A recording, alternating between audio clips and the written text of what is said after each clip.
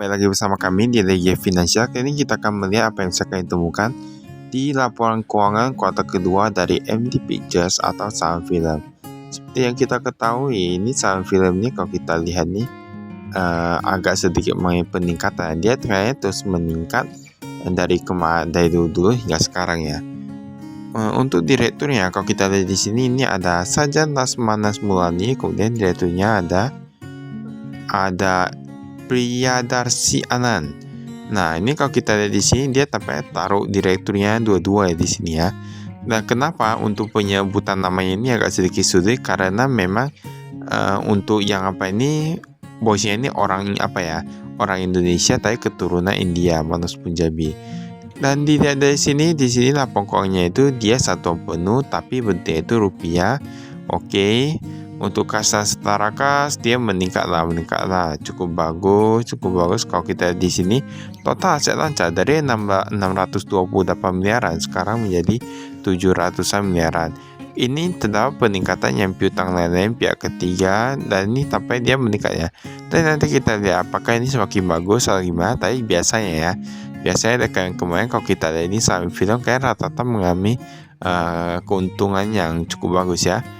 Ini total aset dari 1,7 triliunan sekarang menjadi 1,8 triliunan. Oke, meningkat. Untuk total hutangnya kalau kita lihat di sini dia ada utang dividen. Wah, ini utang dividen jadi selama kepada pemegang saham film ya. Nah, yang dari awal-awal di sini kalau kita lihat total hutangnya dari 83 miliaran sekarang menjadi 343 miliaran. Jadi dia peningkatannya itu dia pembayar karena utang dividennya. Nah, 83 miliaran menjadi 300-an miliaran. Jadi misalnya ada yang mengatakan apakah dividennya itu sebenarnya bagus atau enggak? Menurut kami kalau investornya ingin perusahaan yang menjadi semakin lebih baik, semakin berkembang, nah itu berarti agak kurang bagus ya. Tapi kalau investornya itu dia invest hanya untuk dividennya, ya itu berarti oke ya. Kita lihat di sini ini penjualannya dari 205 miliaran sekarang menjadi 217 miliaran. Ini berarti dia peningkatannya gak gitu banyak, tetapi kalau kita lihat laba bruto dia menurun dari 78 miliaran menjadi 76 miliaran. Tapi kalau kita lihat lagi untuk laba netonya dia meningkat ya. Meningkat ini cukup bagus, 60 miliaran menjadi 77 miliaran. Nah, tapi menurut kami ini apa yang pun meningkat. Menurut kami untuk saham film ini dia itu gimana ya, ibaratnya mereka mau bangun sebuah perusahaan yang dia hanya mencetak film gitu ya, membuat film lalu mereka jual ke bioskop atau di tempat lainnya ataupun di beberapa perusahaan gitulah ya. Tetapi seharusnya ini merupakan bisnis yang bagus kalau filmnya itu enak-enak semua. Dan untuk yang MD Pictures ini kayaknya lumayan lah ya, lumayan.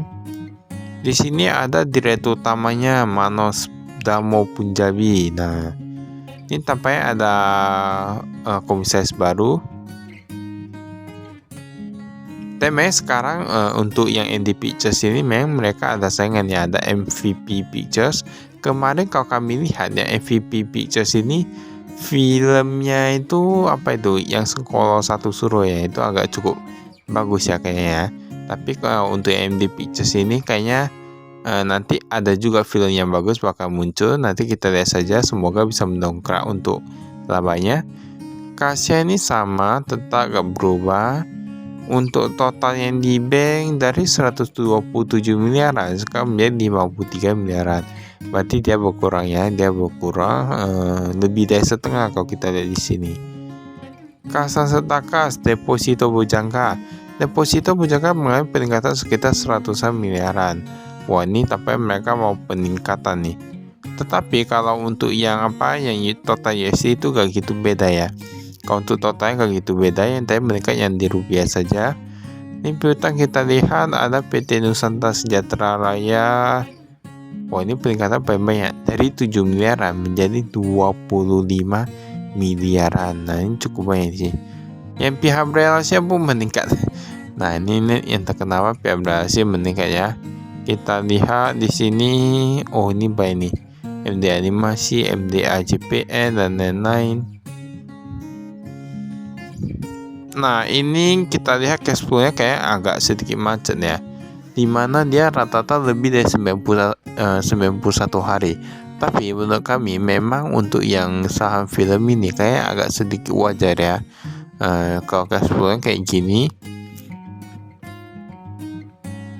Piutang lain-lain, ini ada karyawan, kemarin nggak ada, sekarang ada.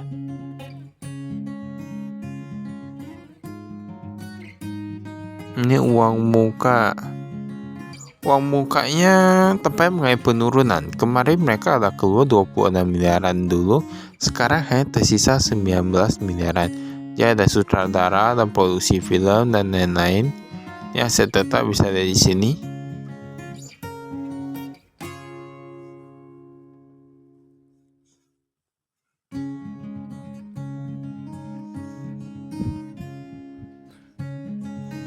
Tapi sebenarnya menurut kami ya, untuk perusahaannya seperti ini, dia kalau mau naik itu gampang aja. Kalau dia mau naik, mereka buat film yang sangat bagus, kemudian laku sekali di pasaran, sahamnya pasti langsung naik karena dia pendapatan dan labanya meningkat. Tetapi kalau dia mau turun, itu kalau dia filmnya jadi gak berkualitas, itu bentar aja. Jadi memang ini memang dia bisa menjadi perusahaan yang bagus, bisa juga terkadang menjadi perusahaan yang kurang bagus. Ini utang dividen tunai. Nah, ini ada 237 miliaran.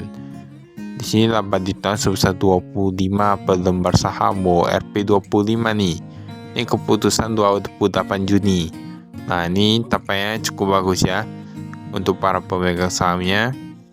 Ini ada utang lain-lain. Tapi menurut kami memang saham film ini kayak dia bagi dividen ini agak cukup agak cukup sering. Tingkat kenaikan gaji 7%-an oke lah ya.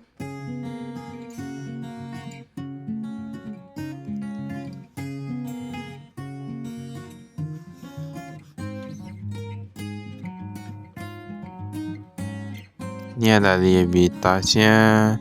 Modal saham kalau kita lihat di sini.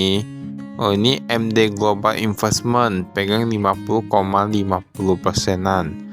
Manos Punjabi Direktur Utama 18,62, Morgan Stanley 14,62. Ini 50,50, 18,62, 14,6.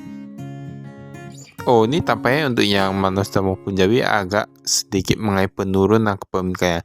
Memang kemarin kami sudah pernah mendengar berita bahwa dia kayak mengurangi kepemilikan, katanya untuk membiarkan ada investor lainnya bisa masuk ya gitu ya, yang lebih bagus lagi untuk kepentingan bisnisnya. Tapi kan kita nggak tahu sebenarnya itu kenyataan di lapangan itu gimana. Nah, jadi kita nanti lihat saja dari dari kinerjanya. Nah, ini penjelasan kalau kita lihat di sini, untuk layar lebar itu dia meningkat cukup banyak. Dan DVD dan VCD kemarin ada, sekarang jadi gak ada ya. Nah, tapi kalau kita lihat di sini, ini yang peningkatan paling cuma yang di layar lebar. Yang digital menurun, yang stasiun televisi menurun, yang lain-lain menurun. Nah, ini semua rata-rata menurun ya. Nah, tapi walaupun begitu, semoga nanti untuk yang penjualan lebar ini dia bisa terus meningkat ya. Berarti mereka perlu fokus di sana. Tetapi jangan lupa bahwa kita perlu fokus juga di sektor lain. Kita juga perlu meningkatkan. Nggak boleh hanya fokus di satu saja ya. Karena ketika yang satunya anjlok atau ada seperti kemarin COVID, nah itu akan cukup susah tuh. Ya perlu jaga-jaga juga penghasilan lain-lain. Di sini ada penghasilan bunga BN dan lain-lain cukup bagus. Ini informasi segmen. Nah, dari film mereka menghasilkan 200-an miliaran untuk penjualannya, sedangkan sewanya itu hanya 13 miliaran. Memang mereka dari ini fokusnya lebih ke yang filmnya. Bahkan masih 71 miliaran dari 200 miliaran. Menurut kami ini dia presentasenya untuk keuntungan ini cukup bagus ya. Itu mengapa saham ini ada yang mengatakan ini bisnisnya bagus dan lain-lain, tapi itu tergantung lagi kepada manajemennya. Ini agak sedikit rancu kepada manajemennya. Mengapa? Sebuah perusahaan yang seperti ini, kalau manajemennya bagus, itu perusahaan bakal bagus. Dia sangat dekat sekali dengan manajemennya. Kalau perusahaan kalau manajemennya itu kurang bagus, gak pandai lihat buat filmnya gitu, maka perusahaannya bisa menjadi sangat tidak bagus. Karena ini sangat banyak kinerjanya sangat kental sekali, sangat berkaitan erat dengan manajemennya. Kakak itu saya dari kami, sekian dan terima kasih. Saya frustasi itu menurut kami ya.